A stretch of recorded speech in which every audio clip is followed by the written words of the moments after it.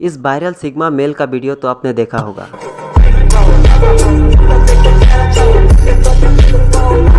इस क्लिप को एक खतरनाक psycho thriller movie American psycho से लिया गया है। तो मूवी की शुरुआत 1998 से होता है, जिधर हमें मूवी के लीड कैरेक्टर पैट्रिक बैटमैन को देखने को मिलता है। वो एक इन्वेस्टमेंट बैंकर है जो कि बहुत ज़्यादा शो ऑफ टाइप का बंदा है। मतलब उसे महंगे महंगे रेस्टोरेंट, होटल और काफ़ी अच्छे अच्छे कपड़े पहनकर शो ऑफ करना पसंद होता है। पैट्रिक उसके साथी में से किसी को भी अपना फ्रेंड नहीं मानता है, पर फिर भी वो उन लोगों को अपनी लाइफ के बारे में बता रहा होता है कि वो कितने अच्छे से रहता है। जैसे वो बहुत ही ज़्यादा एक्सपेंसिव डिज़ाइनर द्वारा बनाया गया कपड़ा पहनता है, उसका फर्नीचर भी काफ़ी एक्सपेंसिव होता है, उसके पास म्यूज़िक कलेक्शन है और भी बहुत कुछ। और जब हम पैट्रिक के बारे में जान रहे हैं तो उसके साथियों के बारे में भी जान लेते हैं, जो कि काफ़ी हद तक उसी के लेवल के बकचोद है। वो सब अपने अपने बिजनेस कार्ड एक दूसरे को दिखाता है। पैट्रिक भी उन्हें अपना बिजनेस कार्ड दिखाता है, पर जब एक साथी पॉल एलन अपना कार्ड दिखाता है तब उसको देख के पैट्रिक का दिमाग खराब हो जाता है और सोचता है कि उसका कार्ड मुझसे बेहतर क्यों है। तो इसलिए वो गुस्से से आग बबूला होके घर की तरफ रवाना देता है। रास्ते में उसे एक होमलेस पर्सन मिलता है जिस पर वो अपना गुस्सा दिखाता है और उधर सोए एक कुत्ते को भी मार देता है। उसके बाद क्रिसमस के दिन पॉल पैट्रिक के साथ डिनर प्लान करता है और ये वही पॉल है जिसका बिजनेस कार्ड उससे ज़्यादा अच्छा था। वो दोनों पैट्रिक के घर जाता है। पैट्रिक एक सॉन्ग प्ले करता है और पॉल को उस सॉन्ग के बारे में वगैरह वगैरह बता रहा होता है और तभी पैट्रिक एक कुल्हाड़ी से पॉल की मर्डर ही कर देता है। फिर पैट्रिक उसका बॉडी कहीं फेंक देता है जिससे कोई भी उसका पता ना लगा पाए। फिर पैट्रिक पॉल के घर जाकर पॉल के डॉक्यूमेंट्स को अच्छी तरह से चेंज कर देता है, जैसे लंदन के फोटो कॉपीज रखना जिससे लोगों को लगे पॉल लंदन जा चुके हैं, जिससे किसी को भी शक ना हो और वो बच जाए। उसके बाद एक डिटेक्टिव को दिखाया जाता है जो कि पैट्रिक के पास आया होता है अपने दोस्त के लिए इन्वेस्टिगेशन करने। और यहाँ हम देखते हैं कैसे पैट्रिक अपना हथियार छुपा रहा है। उसके बाद सीन चेंज होता है जिधर हम देखते हैं कि पैट्रिक अपने घर उस प्रोस्टिट्यूट को बुलाया है। वो एक सॉन्ग को प्ले करते हैं और उसकी तारीफ भी करती है। फिर उसके साथ वो सोते भी है। फिर उसने कुछ हथियारों से उस प्रोस्टिट्यूट को बहुत ही बुरी तरह से जख्मी कर देता है जिससे उन्हें बहुत खून निकलता है। उसके बाद वो दोनों बाहर चली जाती है और हम देखते हैं उसकी हालत बहुत ख़राब हो गई है। उसके बाद सीन चेंज होता है और पैट्रिक अपने सेक्रेटरी को डिनर के लिए इनवाइट करता है, पर वो सेक्रेटरी उसको मना कर देती है। इंस्टेड वो ड्रिंक्स पे चली जाती है। फिर अगले दिन जब वो सेक्रेटरी उसके घर आती है तब वो अपने ही बातों पे लगी रहती है और पीछे से आके पैट्रिक उसे मार देने चाहती है।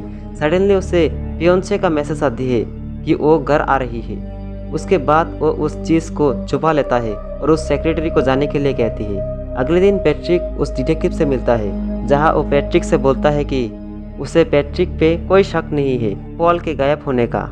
बट हैरानी की बात यह है कि वो एकदम से गायब कैसे हो सकता है और पैट्रिक चुपचाप आराम से उसका बातें सुन रहा होता है। अगले दिन पैट्रिक फिर से दो प्रोस्टिट्यूट को अपने घर बुलाते हैं। फिर पैट्रिक उन लोगों का भर के मजे लेते हैं। उधर ही वो उनमें से एक प्रोस्टिट्यूट का मर्डर कर देता है, जिसे देखकर दूसरे प्रोस्टिट्यूट डर से भागने लगते हैं। वो घर का एग्जिट डोर खोलते समय रास्ते में उसे काफ़ी सारी डेड बॉडीज भी देखने को मिलती है, जिसे देख के वो चिल्लाने लगते हैं। और आखिर में जब वो सीढ़ियों में होती है तब वो उसके ऊपर एक बड़ी चीज़ फेंक देता है, जिसकी वजह से वो ऑन द स्पॉट मर जाती है। और ये सब देख के पैट्रिक जोर जोर से हंसने लगते हैं। कुछ समय रात को पैट्रिक एक एटीएम मशीन इस्तेमाल करती है। तभी वो वहाँ पर एक छोटी सी बिल्ली को नोटिस करती है और उसे अपने हाथ में उठा लेता है। जब पैट्रिक उस एटीएम को इस्तेमाल करना चाहती है तब उधर लिखा होता है फीड मी ए स्ट्रे कैट, मतलब मुझे एक आवारा बिल्ली खिला दो। फिर पैट्रिक उस बिल्ली को मारने ही लगती है, तभी उधर एक औरत आके रोकती है और कहती है उसे क्यों मार रहे हो, उसने तुम्हारा क्या बिगाड़ा। और पैट्रिक को इस बात पर गुस्सा आ जाता है और उसे शूट कर देता है। उसके बाद पुलिस आ जाती है। पैट्रिक अपना जान बचा के भागने लगते हैं और कुछ समय बाद वो पुलिस वालों पर भी हावी हो जाती है और उन लोगों को मार देता है। फिर वो एक सिक्योरिटी गार्ड और एक स्वीपर को भी मार देती है। फिर उसके बाद पैट्रिक को रिग्रेट फील होता है वो अपने ऑफिस जाकर अपने लॉयर को कॉल करता है और उसे सब बता देता है कि उसने कैसे कैसे लोगों को मारा है और अरेस्ट होने के लिए भी रेडी होता है। पर उस कॉल के उस तरफ लॉयर नहीं होती। एक कॉल वॉइस मेल पर रिकॉर्ड हो रही होती है ताकि जब वो लॉयर आए तो वो सुन सके। फिर वो डिटेक्टिव उससे मिलता है और कहता है उसे किसी सोर्स से ये मालूम हुआ है कि एलन लंदन में ही है, उसका कोई मर्डर नहीं हुआ है, वो जिंदा है, वो तो बस लोगों को बिना बताए लंदन जा चुका है। ये सुन के पैट्रिक बहुत ज्यादा शॉक हो जाता है और घर आ जाता है और सोचता है ऐसे कैसे हो सकता है, मैंने तो अपने हाथों से मारा था। अगले दिन वो पॉल के घर जाता है और उधर वो शॉक हो जाता है, वो पूरा घर बदल चुका था और वो घर सेल पर भी है। फिर वो एजेंट से मिलता है और एजेंट बोलता है ये घर तो पेल का है ही नहीं। ये सुन के पैट्रिक और भी ज्यादा शॉक हो जाता है और वहां से चला जाता है। उसके बाद ऑफिस में उसकी सेक्रेटरी पैट्रिक की डायरी चेक करती है जिधर उसने अजीबोगरीब ड्राइंग्स बनाई हुई थी, जिधर वो लोगों को अजीबोगरीब तरह से मर्डर किया हुआ तस्वीर बनाया हुआ था, जिसे देखकर ये पता चलता है कि पैट्रिक साइको है। उसके बाद हम देखते हैं पैट्रिक अपने लॉयर से मिलता है और उसे अपना रिकॉर्डेड कॉल के बारे में याद दिलाता है और फिर से उसके सामने कॉन्फेस करता है।